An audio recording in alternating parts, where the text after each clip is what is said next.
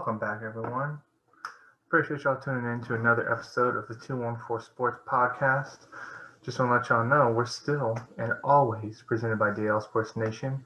Make sure you check them out for all your Dallas sports questions and needs. If you want to know what's going on, DL Sports Nation is the place to find it out. Check them out on Twitter, Facebook pages, website, dlsportsnation.com. There's a really nice Rangers podcast on there, and there's always staying up to date with the articles and stuff that goes on in Dallas sports. So you know what? Go check them out, please. Appreciate Ricky for supporting us. But hey, the Stars had a huge, crucial win tonight in what has been kind of a disappointing season in my eyes. Can't blame everything on the players and the coaches because there's been a little bit of some rough. Sorry, my phone has got some notifications going off.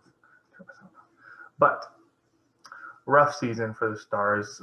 Radulov, Sagan, Bishop out, Kiviranta out, and those are guys that you think not really. We can step up. We can have people step up, and we have people step up, but it's hard when you're missing the players or veterans like that. But against Columbus tonight, we get a nice 4-1 win, and somebody who I actually had really high praise for and hopes for going into the season, Denis had probably one of his best games of the year, if not his best game of the year.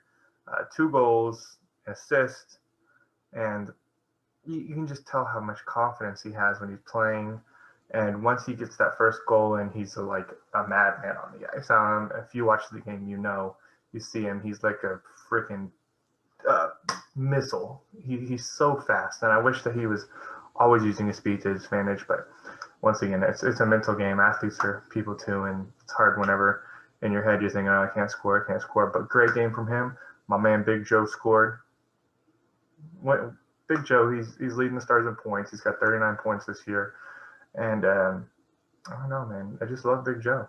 Who doesn't love some Big Joe? But this game, I'm looking at the standings right now. So this puts us 5 points behind Nashville.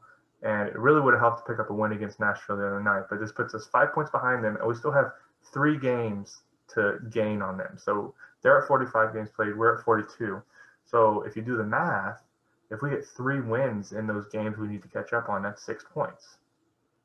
So 6 points, that puts us 1 point ahead of them. If things are in a perfect world, that would put us ahead of them.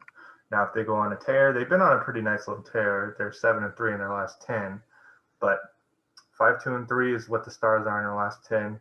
It's been the overtime loss. I said it a little bit in the last game, but I want to expand on that and do a full Stars episode today. The overtime losses are what's killing the Stars, and I believe that we're like on the verge. I know the record is 19, but if you divide it out, the record is 12 in a shortened season. Like if you take the record, usually 82 games, this game's 56, this one's 56. So if you divide that out, it's 12 is the record for overtime losses, and we're at 12 right now. So it's really frustrating, these overtime losses. And if you think about it, the Stars are kind of, Josh and Razor were talking about this on the Valley Sports production, but the Stars have gotten away from that mentality of we're defense, we play great defense, you don't get a bunch of shots on goal. And we really saw that tonight. I want to say there's only 18 shots on goal against Ottinger, who somebody I haven't talked about yet. Ottinger played amazing, and he has been playing amazing. And I gotta say, I did not expect him to come in and play at the level he's playing. It's been awesome to watch. And if you listen to Rick Bowness, he's not even supposed to be here. He's supposed to be in the minor leagues right now. He's not even supposed to be playing in the big leaguers in NHL, but he's holding his own and he's doing great. He really reminds me. He's a big goalie. He really reminds me of Ben Bishop. And like I said, pointed out in the last podcast, if y'all didn't get a chance to watch that, we did get the news that Alexander Radulov and Ben Bishop will not be returning to play this season. They're going to keep him healthy for next season, which even you can't go wrong with. But something that kind of sucks is we do have an expansion draft coming up this fall. Sorry, I get my seasons mixed up. I wanted to call it the spring, but we're in the spring.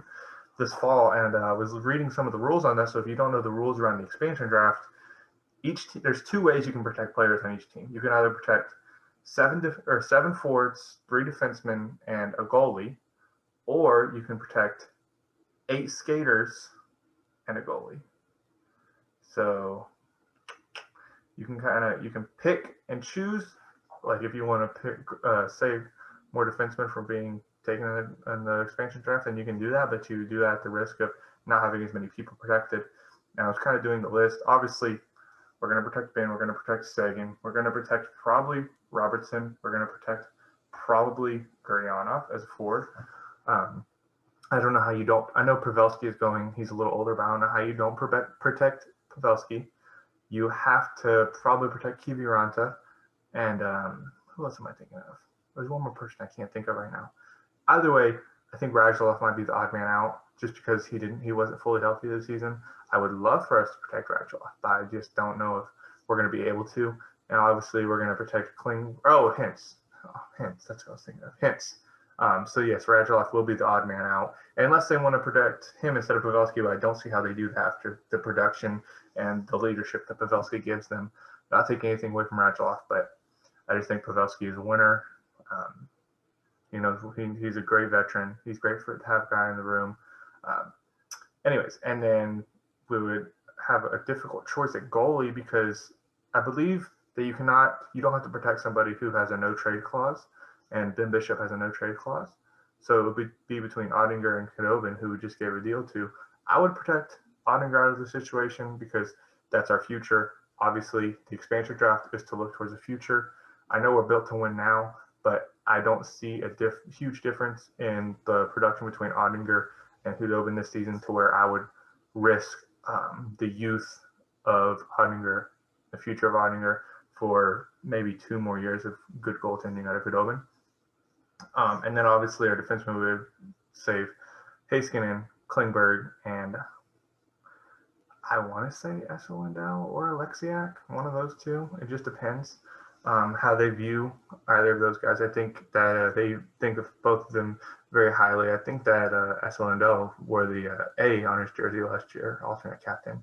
But either way, it's interesting. It's interesting. But just to sum it up, we had a huge Stars win. Huge. I think you can call this a must win. Really, any game going forward for the Stars is a must win or a must get a point out of it. And I would really not like to see another overtime loss. So they're going to need to probably win a very good percentage of their games, probably 75, 80% of their games going forward to the end of the season. But must-win game for the Stars, and they pulled through. Huge offensive burst in the second and third periods.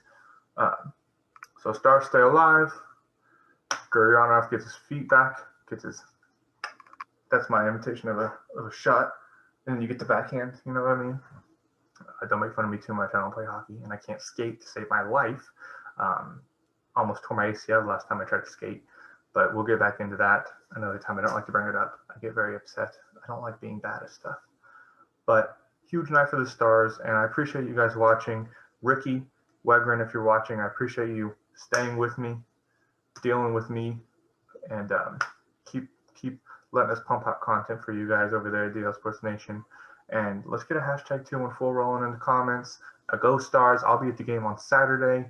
Maybe I can incorporate some firsthand footage into this next video. For those of you who can't go to Stars games or have never been to a Stars game, you can kind of see what the arena is like. But that's going to be all for today. Once again, appreciate y'all. Love y'all. Hashtag 214. Hashtag Go Stars. See y'all later.